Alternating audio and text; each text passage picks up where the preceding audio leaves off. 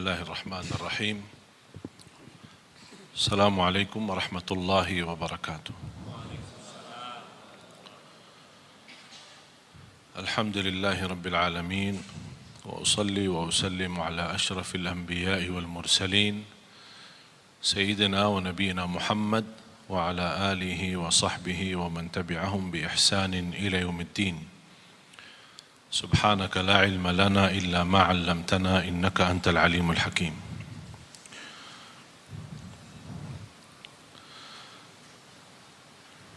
Alhamdulillah syukurillah atas izin Allah Subhanahu wa taala kita bisa berduduk bersama di majlis ilmu yang mudah-mudahan menjadi majlis yang bermanfaat untuk kita semua. Dan jujur saja, saya baru tahu ada jadwal di Masjid BI ini. Karena informasi yang saya terima untuk datang untuk membahagiakan saudara kita tunanetra yang berada di tengah kita, mereka mendapatkan bantuan wakaf Quran Braille digital. Yang alhamdulillah atas izin Allah diberikan kemudahan karya saya dan tim membuat sebuah Quran yang sangat mudah, ringan dan sangat praktis untuk saudara kita tunanetra, dan alhamdulillah menerima penghargaan dari Qatar, dari Mesir, dari Malaysia. Quran yang baru ini termasuk pertama kali sedunia diadakan di Indonesia. Dibandingkan dengan Quran Braille manual, Quran Braille manual antara 15 sampai 24 kilogram. Tapi dengan Quran baru yang digital bisa dibawa kemana-mana oleh saudara kita tunanetra dan mereka bisa menghafal, bisa mempelajari, dan alhamdulillah atas izin Allah sudah terbagi lebih dari 2.300 Quran Braille digital. Dan malam ini ada sebagian mereka yang hadir, kita insyaAllah akan bantu bekerjasama dengan guru kita Kiai Haji Agim. Terima kasih kepada beliau memberikan kesempatan kita bisa salurkan bantuan untuk mereka. Dan insyaAllah yang punya keluarga di Surabaya tanggal 6 Desember besok, insyaAllah acara yang terbesar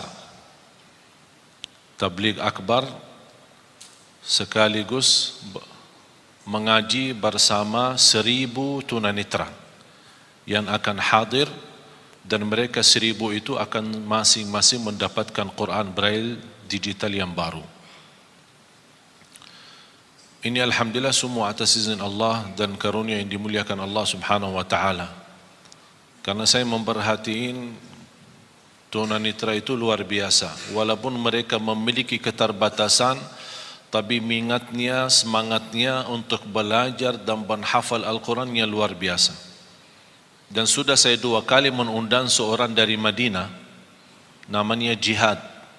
Mungkin ada di antara Bapak Ibu yang pernah melihat di acara Hafiz Indonesia, seorang anak usia waktu itu 11 tahun, sekarang 12 tahun, dalam keadaan buta, tunanetra, menghafal Al-Quran 30 juz, dengan angka, halaman, kanan kiri, atas bawah, hafal tafsir Ibn Kathir, hafal lebih dari 6.000 hadis. Beliau sudah mendapatkan juara internasional anak cilik sedunia menghafal Al-Quran, dan juga dapat juara internasional anak yang paling kecil, buta, tunanetra, tapi bisa menghafal sebanyak 6.000 hadis. Jadi di lomba Al-Quran dia juara 1, di lomba hadis dia juara 1. Namanya Jihad. Yang berkeinginan melihat rekaman di YouTube tinggal tulis saja Jihad Al-Maliki. Dan mudah-mudahan ada kesempatan bisa kita undang lagi ke acara yang lebih besar yang saya tunggu-tunggu dan menjadi cita-cita saya. InsyaAllah kita adakan, mudah-mudahan kalau masih kita punya umur, menyambut bulan Ramadan sekaligus menghadirkan 10.000 tunanetra untuk mendapatkan wakaf Al-Quran. InsyaAllah akan dihadiri salah satu imam besar Masjidul Haram bersama ananda kita Jihad Al-Maliki ini. Para jamaah sekalian, karena saya baru tahu ada penajian atau tugas saya berceramah, dan berarti saya belum siapkan metode atau materi, tapi saya baru ingat.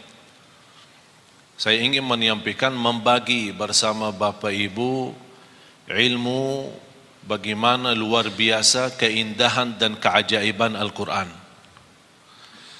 Subhanallah, bukan sampai hari ini, bahkan sampai hari kiamat tidak akan habis keindahan Al-Quran, tidak akan habis keajaiban Al-Quran, tidak akan habis kemukjizatan Al-Quran. Al-Quran diturunkan bukan hanya untuk dibaca, tapi inti dari diturunnya Al-Quran adalah untuk ditadabburi dan dihayati.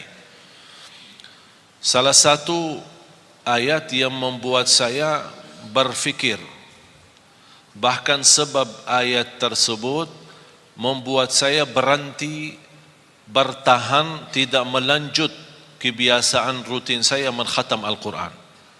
Ini sudah masuk hari kelima. Masuk hari kelima, saya belum mampu melanjut bacaan tilawah rutin saya untuk mengkhatam Al-Quran. Sebab dua ayat ini. Di surat Fatir, mudah-mudahan Bapak Ibu bisa tertulis dua ayat ini, ditulis, difahami, dibelajari, kalau bisa hafalkan. Dua ayat ini di surat Fatir, surat 35, ayat 29 dan 30. Saya mohon dibantu kalau ada Quran terjemahan. Ada Quran yang bawa Quran terjemahan ada? Sekarang HP kita semua ada Quran terjemahan. Bisa yang berkenan maju ke depan membacakan terjemahan.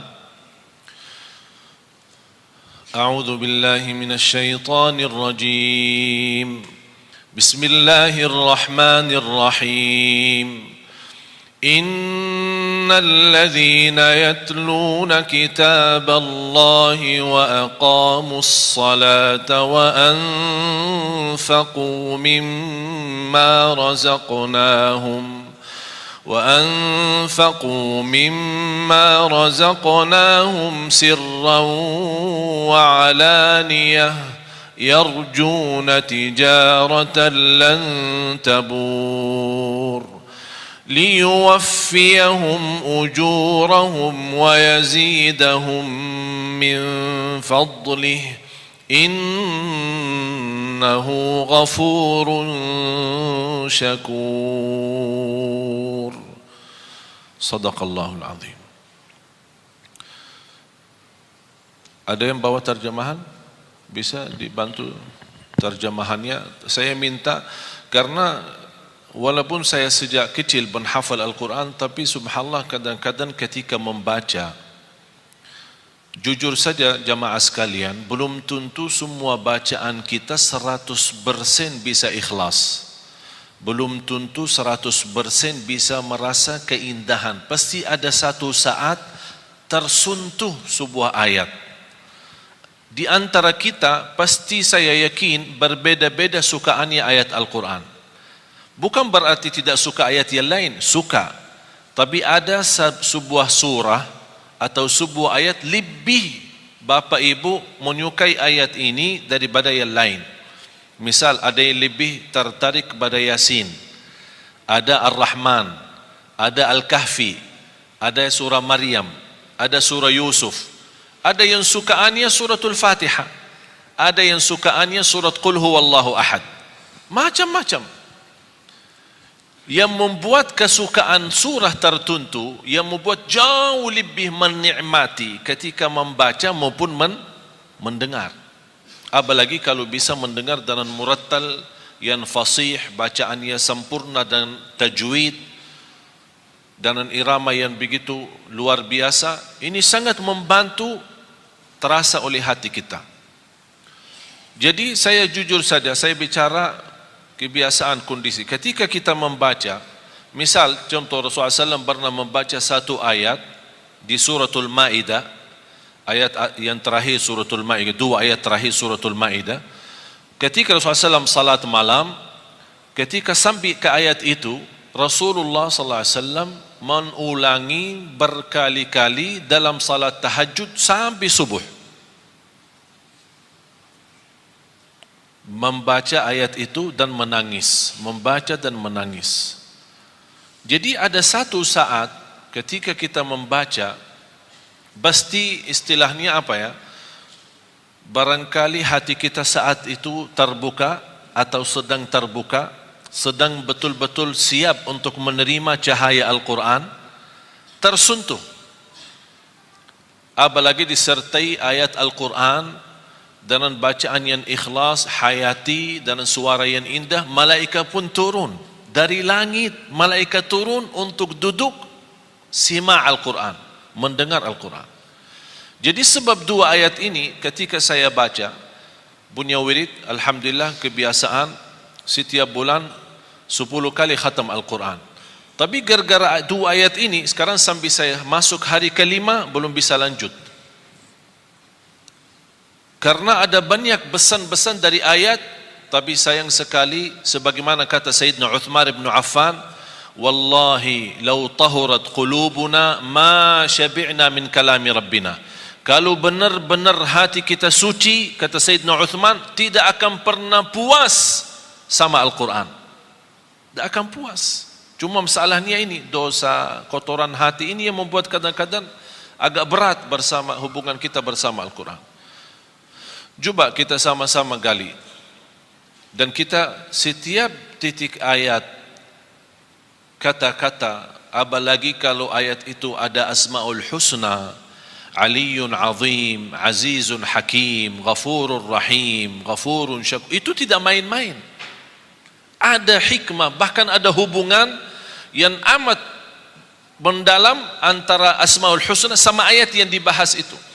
Seperti Subhanalladzi asra bi'abdihi laylan minal masjidil harami ilal masjidil aqsa alladzi barakna hawlahu linuriyahu min ayatina innahu huwa as-sami'ul basir. Saya tertarik, kok kenapa ada sami'un basir? Padahal peristiwa Isra Mi'raj peristiwa yang dahsyat. Fantasnya dari segi bahasa, saya bicara bahasa. Dari segi bahasa, fantasnya innallaha ala kulli syai'in qadir. Karena ini memang hanya dalam kekuasaan Allah, tidak akan masuk akal manusia. Kalau kita bukan beriman, mana bisa percaya Isra Mi'raj? Karena ini peristiwa yang dahsyat. Bukan dalam satu malam lagi, sebentar dari waktu malam Rasul bisa berangkat ke tanah suci di sana Masjidul Aqsa dan menimami para nabi dan rasul seluruhnya. 312.000 para nabi dan rasul, mereka semua berkumpul di sana. Mereka menghadiri, ikut imam Rasulullah SAW. Begitu selesai Rasulullah SAW, mereka kan sudah meninggal. Ini kan di luar kemampuan fikiran kita. Bagaimana Allah kumpulkan mereka? 312 rasul dan 24.000 nabi semua berkumpul untuk bertemu dengan Rasulullah SAW, berbaiat sama Rasul, dan mereka menyaksikan Rasulullah SAW adalah nabi yang terakhir dan nabi yang mulia. Baru Rasulullah SAW selesai salat, naik ke langit, tumbus sampai 7 lapisan langit, terima perintah salat, kemudian turun. Di berbagai macam riwayah disebutkan, di antara salah satu riwayah, tempat tidur Rasulullah masih hangat. Kalau kita bangun tidur kan masih hangat kan? Sambil mandi gimana tempat tidur? Sudah dingin kan? Begitu Rasulullah SAW bisa ke Masjidul Aqsa, bisa ke langit yang ke-7, bertemu Allah, dan turun lagi, tapi tempat tidurnya masih hangat. Berarti ini apa? Ini kekuasaan yang dahsyat, hanya yang dimiliki hanya Allah Subhanahu wa taala. Jadi kata innahu ala kulli syai'in qadir, hanya Allah yang maha kuasa atas segala sesuatu. Tapi kenapa innahu di ayat ini, innahu huwas samiul basir? Ada hikmah. Seperti juga ayat yang kita akan belajari, innahu ghafurun syakur. Tidak ada main-main dalam ucapan ayat Al-Quran, apalagi yang terkait dengan Asmaul Husna. Coba silahkan. Sesungguhnya orang-orang yang selalu membaca kitab Allah, Al-Quran, dan melaksanakan sholat. Selalu, orang-orang yang selalu, ini sifat mereka. Saya cuma ingin hubungkan antara sifat mereka, apa hubungannya dengan Asmaul Husna di ayat terakhir, innahu ghafurun syakur. Di antara sifat mereka selalu membaca Al-Quran.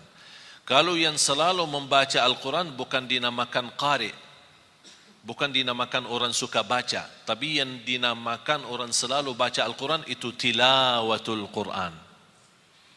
Tilawatul Quran berarti itu orang yang betul selalu membaca Al-Quran. Nanti di hari kiamat orang yang suka selalu baca Al-Quran dipanggil hari kiamat, iqra warqa warattil kama kunta turattilu fid dunya. Bacalah, naiklah, karena setiap kita baca akan naik posisi kita di dalam surga. Bahkan kata Rasulullah SAW, di dalam hadis itu disebutkan warattil, tertillah sebagaimana kamu tertil di dunia. Tilawah. Innal ladzina yatluna kitab Allah. Sampai di dalam bahasa ayat itu yatluna, mereka yang selalu membaca kitabullah. Ini sifat pertama. Terus dan melaksanakan sholat dan menginfakkan sebagian rezeki. Selalu kalau ada bahasan salat tidak ada kerjakan salat, tapi selalu ada mendirikan salat. Iqamus salat wa aqimus salat. Iqamatus, kata iqama, aqimu, ini semua bahasa mendirikan salat. Saya tidak akan teliti satu-satu karena mohon maaf kalau saya mau bahas dua ayat ini mungkin sampai malam tidak cukup. Karena dua ayat ini membuat saya berhenti, bahkan saya suka membaca dua ayat ini. Habis Allah bukakan hidayah, berkali-kali sunnah qabliyah ba'diyah, saya selalu ulang dua ayat ini. Walaupun sudah hafal, tapi namanya kadang-kadang terbuka hati kepada sebuah ayat atau sebuah pesan dari Allah yang ingin disampaikan. Jadi sifat mereka adalah yang mengerjakan tilawah, selalu baca Al-Quran. Yang kedua mendirikan salat. Ini bahasa salat itu perlu panjang lebar kita bahas, mendalami. Yang ketiga, dan menginfakkan sebagian rezeki yang kami anugerahkan kepadanya. Subhanallah. Selalu kalau kita perhatiin, wa anfaqu mimma. Di suratul Baqarah, alladzina yu'minuna bil ghaibi wa yuqimuna as-salata. Terus, wa mimma. Dalam bahasa bacaannya pun namanya huruf kecil atau huruf tarqiq, tidak boleh dibaca wa mimma, wa mimma. Menurut saya cara Allah menyampaikan kepada kita memanjahi kita. Allah memanjahi kita, tawaran yang memanjahi kita. Bagaimana Allah memanjahi kita? Wa mimma, anugerah yang Allah berikan, rezeki yang begitu banyak, Allah tidak minta semuanya, tapi wa mimma, sedikit. Wa mimma razaqnahum yunfiqun. Tapi apa yang diinginkan oleh mereka ketika mereka berkenan menginfakkan sebagian harta yang Allah anugerahkan kepada mereka secara diam-diam maupun terang-terangan, mereka ingin terus? Mereka itu mengharapkan perdagangan yang tidak akan rugi. Ada yang punya jaminan bisnis apapun di dunia ini tidak akan rugi? Ada yang bisa punya jaminan? Allah tawarkan sebuah usaha tidak akan merugi.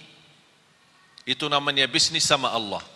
Tidak akan merugi, terjamin. Jangan khawatir rugi. Dan yang tiga, selalu baca Al-Quran, mendirikan salat, infakkan sebagian rizki.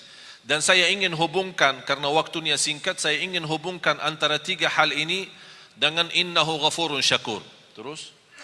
Agar Allah menyempurnakan pahalanya kepada mereka dan menambah karunia-Nya. Allah bukan hanya berkata usaha ini, bisnis ini, perdagangan ini tidak akan merugi, tapi Allah menambah supaya kita lebih yakin Allah janji liyuwaffiyahum ujurahum, akan sempurnakan pahala. Jadi jangan khawatir ketika kita beramal tilawatul Quran walaupun ada kekurangan, salat kita walaupun masih banyak bocor, belum bisa ikhlas dan khusyuk. Jangan khawatir, Allah sudah janji akan Allah sempurnakan pahalanya. Jadi jangan salah Allah hitungkan pahala. Yang penting kita fokuskan hitungkan dosa-dosa kita. Soal pahala, Allah sudah menjaminkan sempurna. Hanya cukup itu saja. Allah masih menjanjikan hal lagi supaya kita lebih mantap keyakinan kita terhadap janji Allah. Karena manusia sekarang lebih yakin kepada janji manusia daripada janji Allah. Terus apa yang Allah janjikan? Kepada mereka dan menambah karunia-Nya. Sungguh Allah Maha Pengampun, Maha Mensyukuri. Dan menambah karunia-Nya. Di sini apa karunia? Allah sebutkan? Allah tidak sebutkan. Ada sebuah istilah dalam bahasa tafsir, kata ulama, kalau Allah menjanjikan sesuatu, tapi Allah sembunyikan, tidak sebutkan, seperti kata ini, Allah menjanjikan sempurna pahala dan menambah karunia. Di sini karunia tidak disebutkan, karunia apa? Kata ulama, itu namanya akan Allah memberikan kekaruniaan yang tidak ada batas.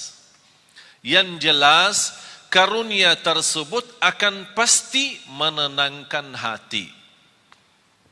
Sebagaimana janji Allah di surat As-Sajdah. Saya sambungkan ayat ini dalam surat As-Sajdah ayat 16. فَلَا تَعْلَمُ نَفْسٌ مَا أُخْفِيَ لَهُم مِّن قُرَّةِ أَعْيُنٍ جَزَاءً بِمَا كَانُوا يَعْمَلُونَ. Tidak ada jiwa pun yang bisa tahu apa yang telah dirahasiakan, disembunyikan oleh Allah dari karunia-karunia yang akan menenangkan hati. Itu kata siapa? Allah. Yang jelas akan menenangkan hati. Mengapa ada bahasa yang akan menenangkan hati? Karena keinginan kita beda-beda. Ada orang diberikan mobil, belum tentu hatinya nyaman. Ya terima kasih saya dapat mobil. Tapi dia punya keinginan yang lain. Ada sesuatu, barangkali sesuatu kecil, tidak begitu besar, tapi begitu dia terima, dia merasa bahagia, hatinya luar biasa. Itulah Allah membagi bahasa akan menenangkan hati karunia itu. Kenapa ya Allah? Jazaa'an bima kanu ya'malun, itu balasan Allah terhadap apa yang kalian telah kerjakan. Berarti apa yang kita kerjakan Allah balas. Bukan hanya balas pahala yang sempurna, tapi terjamin karunia yang akan menenangkan hati. Oleh karena itu di akhir ayat ini, innahu ghafurun syakur. Artinya, sesungguhnya Allah Maha Pengampun, Maha Mensyukuri. Apa hubungan Allah Maha Mengampun dan Maha Mensyukuri? Allah Maha Mengampuni ketika kita membaca Al-Quran masih banyak kesalahan. Daripada yang salah tapi tidak pernah baca Quran. Salah baca Al-Quran masih termasuk diampuni Allah daripada yang salah tidak pernah baca Quran. Artinya jangan ada yang berkata saya takut salah. Allah sudah berkata Allah Maha Mengampuni. Salat, pasti salat kita banyak kekurangan.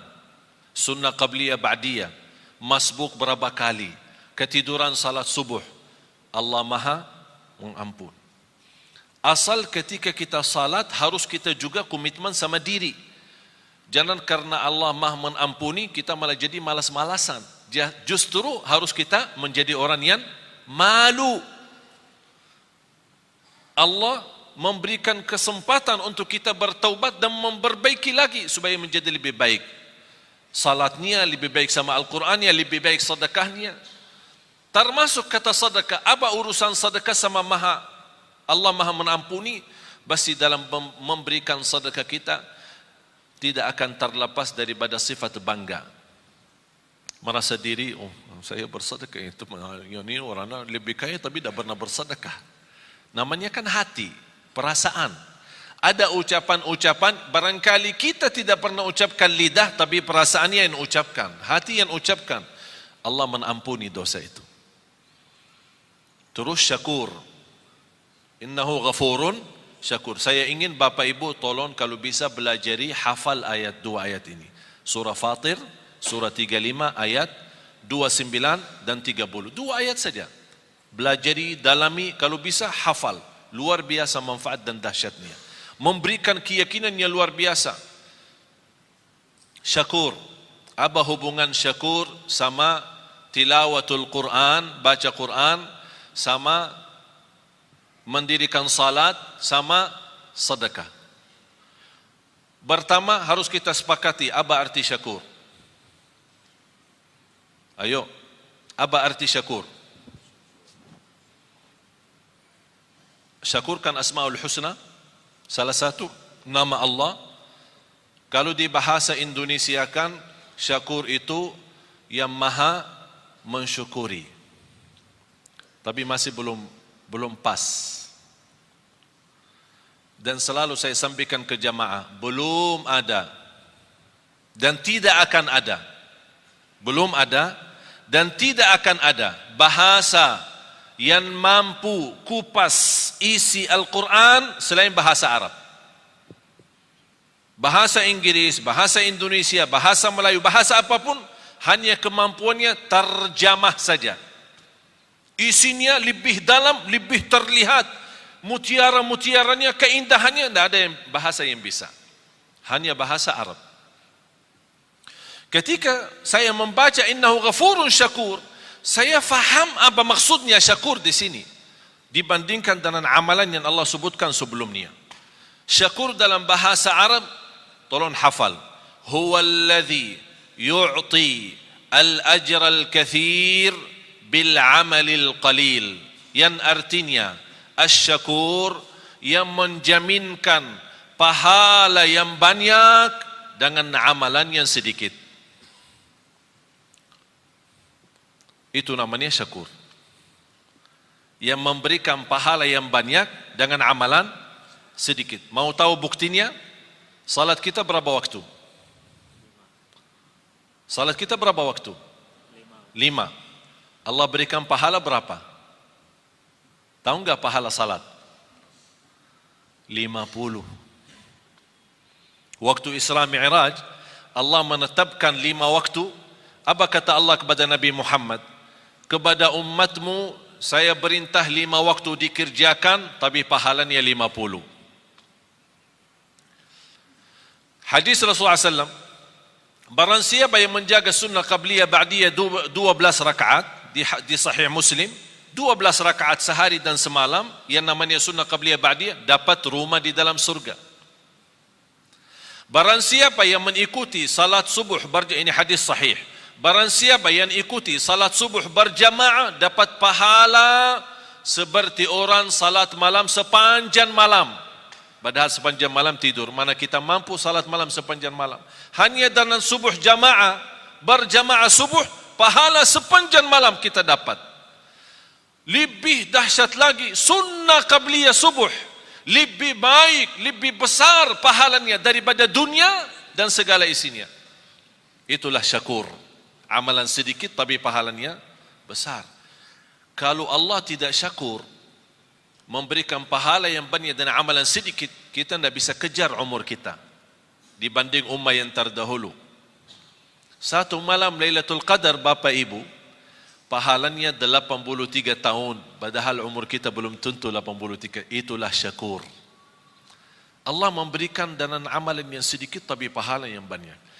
Saya tanya anda sekalian, ketika ada orang membantu kita, memberikan tolongan apapun, dari segi bantu pinjaman atau bantu kendaraan, kita ada perlu ada acara kita pinjam mobilnya sebentar, tapi di saat kita minta tolong orang itu dan dia berkenan membantu, kita benar-benar di saat yang sangat membutuhkan bantuan tersebut. Kira-kira bagaimana perasaan berterima kasih kepadanya? Tinggi kan? Setiap kita doa pasti ingat dia. Setiap ketemu terima kasih. Tidak ada habisnya. Bertahun-tahun masih ingat, tidak akan lupa. Begitu juga Allah sifat syakur. Apapun amal saleh yang kita kerjakan, jangan khawatir Allah tidak akan lupa kebaikan kita. Tapi yang semestinya kita malu. Sebagaimana Allah tidak lupa kebaikan kita, Allah juga tidak lupa dosa-dosa kita. Tapi subhanallah, tanda Allah syakur, ketika kita berdosa, Allah perintahkan malaikat jangan dituliskan dulu. Disebutkan berbagai macam riwayat, diberikan kesempatan 3 hari supaya taubat. Kalau dia taubat sadar malu, diampuni dosa, tidak perlu ditulis. Dan begitu luar biasa syakurnya Allah kepada manusia. Dan amalan yang sedikit diberikan pahala yang banyak. Dan sedekah Allah subhanahu wa ta'ala, ini saya kaitkan antara hubungan Quran, sedekah sama syakur. Yang kita beri kepada Allah berapa? Dan yang Allah berikan kepada kita berapa? Rizki yang kita miliki Bapak Ibu, kalau kita mau hitungkan harus kena denda dan bayar, mana orang sanggup? Setiap mau hirup udara yang segar harus bayar. Setiap mau buka mata harus bayar. Mau tutup lagi harus bayar. Mau bergerak satu langkah harus bayar. Sanggup gak hidup? Tidak bisa. Tapi Allah memberikan banyak. Dan Allah tidak minta yang banyak. Zakat pun yang namanya zakat harta 2,5%. 2,5%. Mengapa 2,5%? Harta Allah berikan banyak, tapi Allah tidak minta yang banyak. Supaya sisanya buat nikmati, silahkan nikmati. 2,5% setiap hari?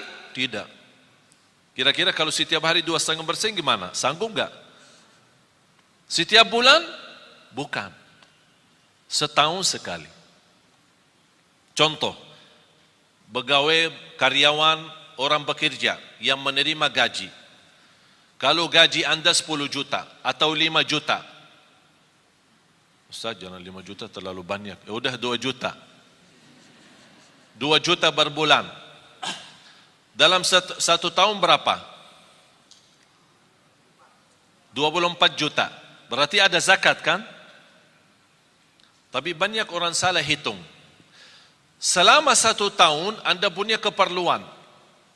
Kontrak, ada kos-kosan, pulsa, makan di jalan, bayar ini, bayar itu, ada cicilan, tagihan handphone, cicilan, bajunya cicilan, semuanya cicilan. Jadi bayarkan tagihan sana sini. Ternyata akhir tahun, pas kita mau hitungkan tabungan terisi atau tersisa dari sepanjang tahun gaji, ternyata yang tersisa hanya 800.000. Berarti Anda tidak ada zakat. Anda tidak ada zakat. Karena yang terhitung bukan berapa gaji, tapi berapa yang tersisa dari gaji. Faham Bapak Ibu? Tapi kalau bersedekah bebas. Zakat wajib, sedekah bebas. Bahkan ada orang punya kelebihan bersedekah tapi tidak pernah zakat. Mengapa tidak pernah zakat? Karena tidak pernah ada uang. Begitu datang uang, sedekah. Datang uang lagi, sedekah. Berarti zakat tidak ada. Alhamdulillah sekarang umur saya 39, sebentar lagi mau 40. Saya seumur saya, sampai titik ini, saya tidak pernah zakat harta. Tidak pernah zakat harta. Kok masa Ustaz tidak pernah zakat? Kan zakat salah satu rukun Islam. Tidak pernah zakat. Mengapa? Karena saya tidak suka simpan duit. Tidak suka simpan. Kalau begitu suka simpan, Allah ajarkan, jangan lupa zakat. Supaya Allah biasakan manusia jangan suka simpan duit. Jangan terlalu cinta dunia. Kalau sudah duit terkumpul, begitu mulai kurang angka-angkanya, mulai pusing, sakit. Yang awal-awalnya 50 juta, banyak nolnya, begitu kurang nol, ini nolnya kemana ini? Oh ternyata nol berharga. Allah menajarkan supaya kita jangan terbiasa cinta nol itu. Supaya mudah membagi.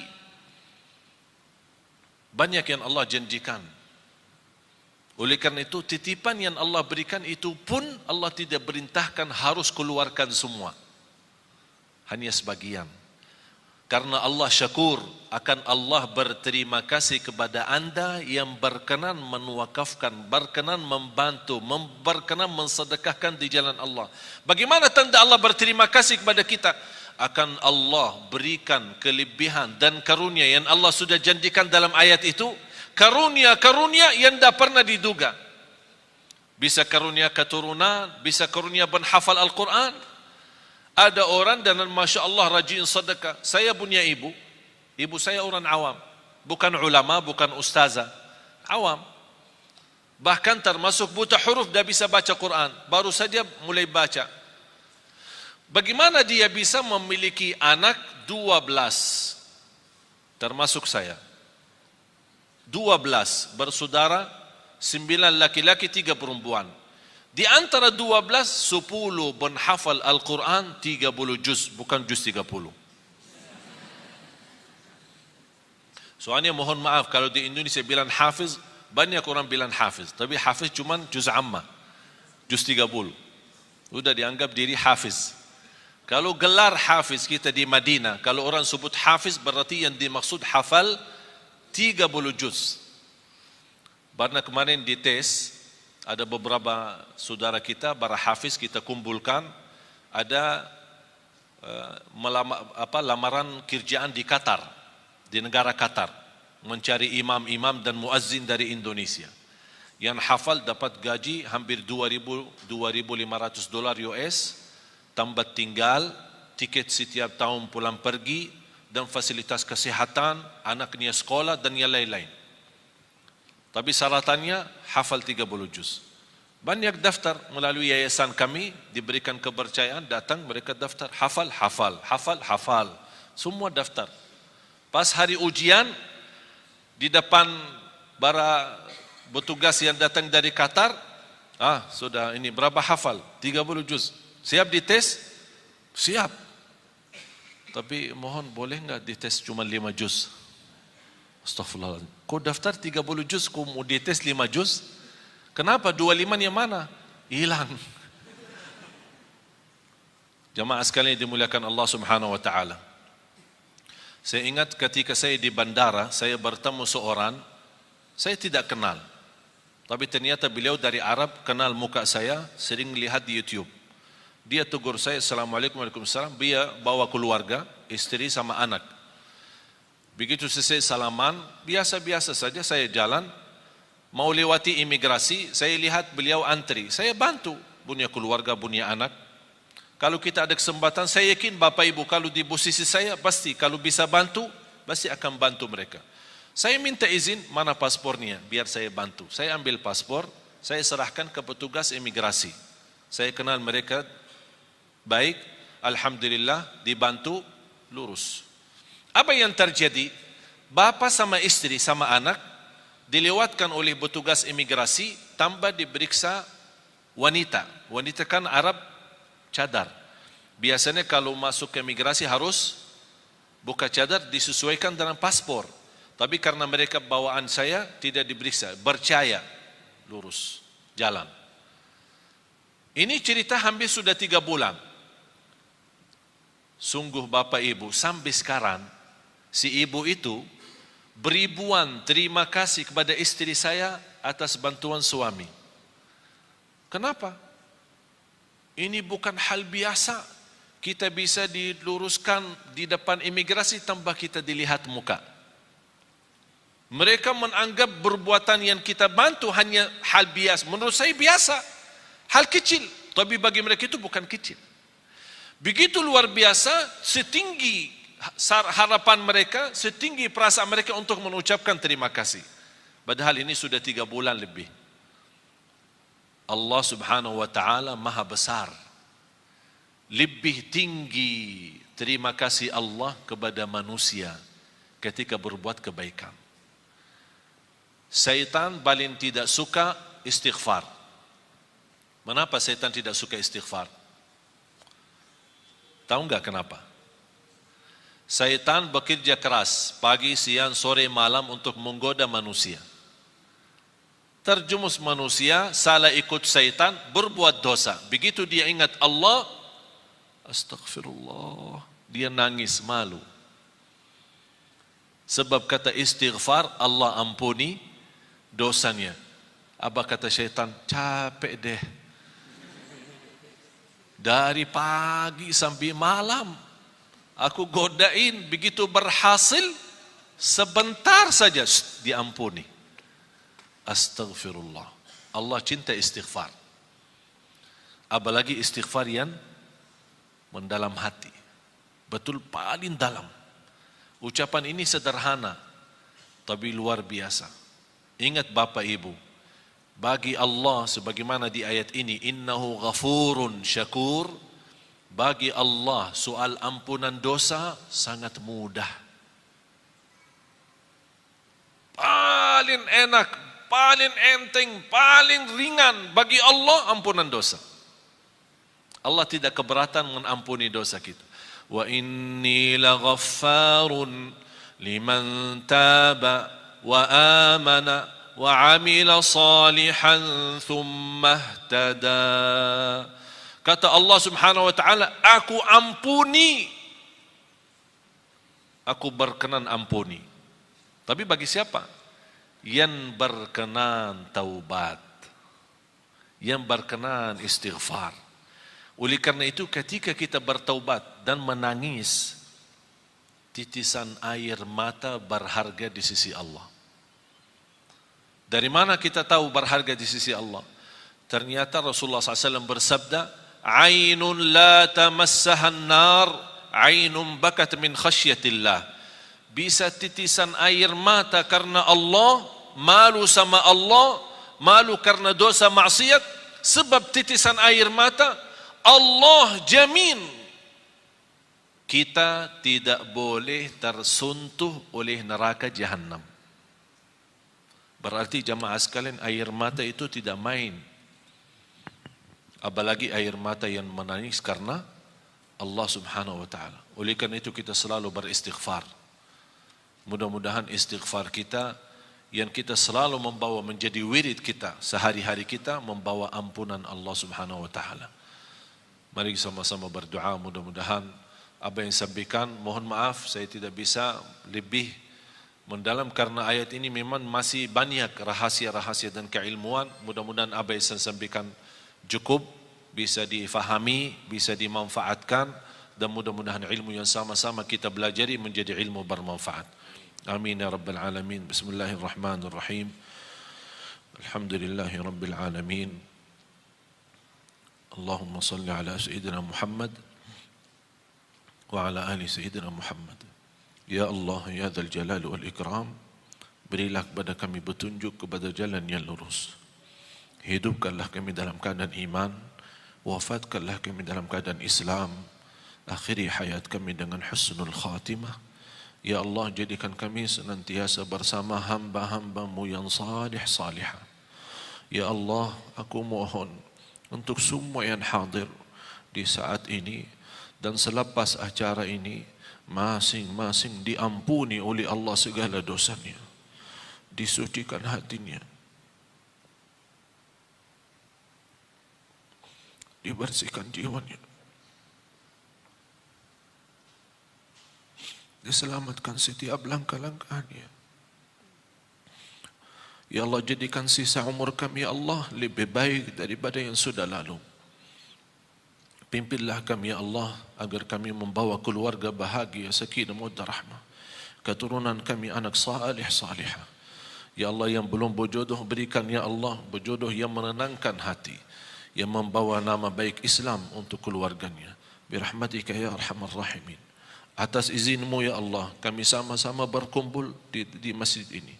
Ya Allah, atas izin-Mu berilah kepada kami kemuliaan, sama-sama jumpa lagi di dalam surga-Mu ya Allah, di dalam surga-Mu ya Allah, bersama Nabi Muhammad sallallahu alaihi wasallam. برحمتك يا أرحم الراحمين. اللهم اغفر لنا ya Allah, jadikan kami semua ahlul Quran,